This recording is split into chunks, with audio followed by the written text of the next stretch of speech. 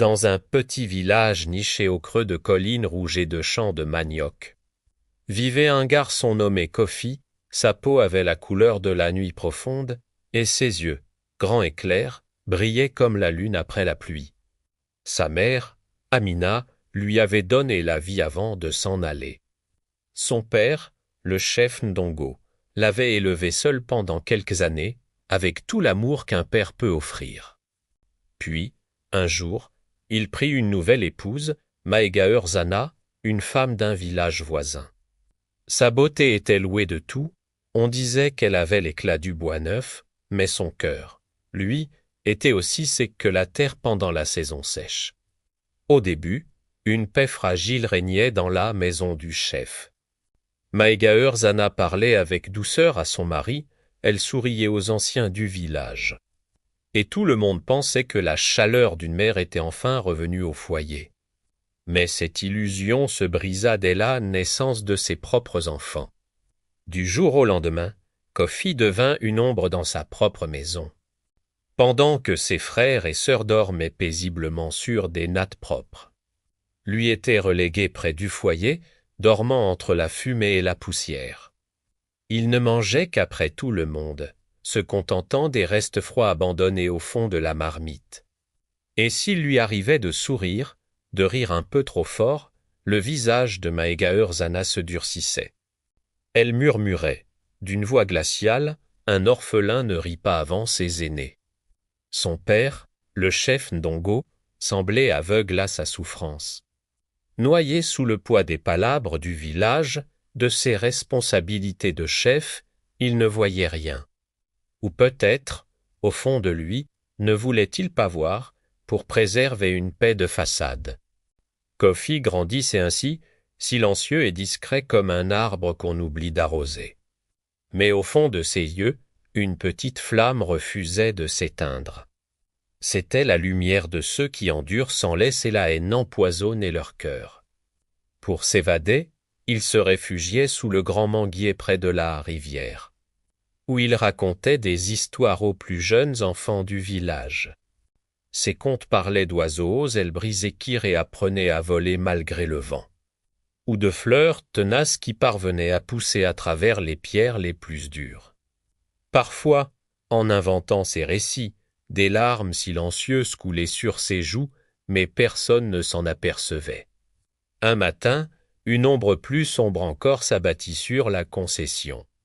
Le chef Ndongo tomba gravement malade. Le guérisseur du village, après l'avoir examiné, parla d'un cœur fatigué. Pas le cœur qui pompe le sang, non, mais celui qui porte le poids de la honte et des secrets enfouis. Malgré les années de négligence et de mauvais traitements, Kofi ne quitta pas le chevet de son père.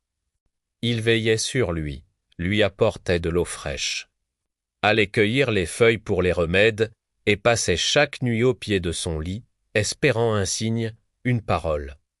Pendant ce temps, Maegaeur Zana, elle, était bien trop occupée.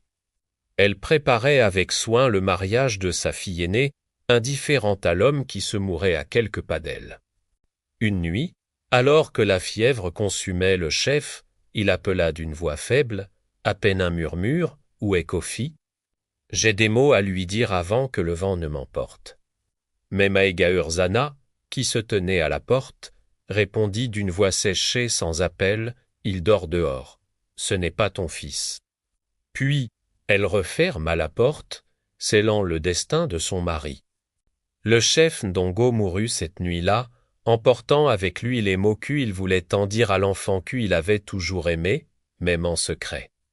Le lendemain, tout le village se rassembla sous l'arbre à palabres pour les funérailles. Le moment vint de lire les dernières volontés du chef. Le vieux griot, gardien de la mémoire du village, se leva.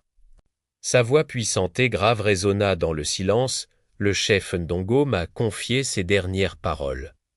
Il a dit, le cœur d'un père ne se mesure pas à la naissance, mais à l'amour qu'il donne, Kofi est mon fils. C'est à lui que reviennent ma maison et ma bénédiction. Un silence lourd, pesant, tomba sur la foule. Maegaeur Zana devint pâle comme la cendre. Ses mains se mirent à trembler. Des murmures parcoururent l'assemblée. Kofi, lui, resta immobile, le regard fixé au sol. Seules de grosses larmes roulaient en silence sur ses joues, comme s'il voyait encore dans la terre le visage de son père. Les anciens du village se concertèrent longuement. Leur décision fut unanime, la volonté du chef serait respectée. Kofi resterait dans la maison de son père. Maegaerzana fut invité à retourner dans sa famille, sa cruauté enfin révélée au grand jour. Mais alors qu'elle s'apprêtait à partir, Kofi leva doucement la main et, d'une voix calme, il dit laissez-la rester. Ses enfants n'ont rien fait. La douleur n'a pas besoin d'une autre douleur pour guérir. Les anciens se regardèrent, profondément émus par tant de sagesse et de grandeur d'âme. Ce jour-là, le garçon qu'on avait traité comme une ombre devint une lumière pour tout le village. Tous comprirent que la véritable force ne réside pas dans la colère ou la vengeance, mais dans la compassion et le pardon. Les années passèrent. Kofi devint le plus grand conteur du pays. Il voyageait de village en village, sa voix portant la mémoire de son père, la douleur de son enfance et la douceur infinie de son pardon. Ses histoires parlaient d'amour, de résilience et de ces blessures profondes qui, avec le temps, se transforment en sagesse. Et chaque fois qu'il racontait, les enfants s'endormaient le cœur apaisé, sans jamais savoir que cet omomo de miel avait autrefois été un enfant oublié près du feu. Car Kofi était, et restera toujours, l'enfant du silence. Celui qui nous a appris que la douleur, quand elle ne nous détruit pas, est capable de faire naître la plus belle des lumières. Merci d'avoir écouté cette histoire.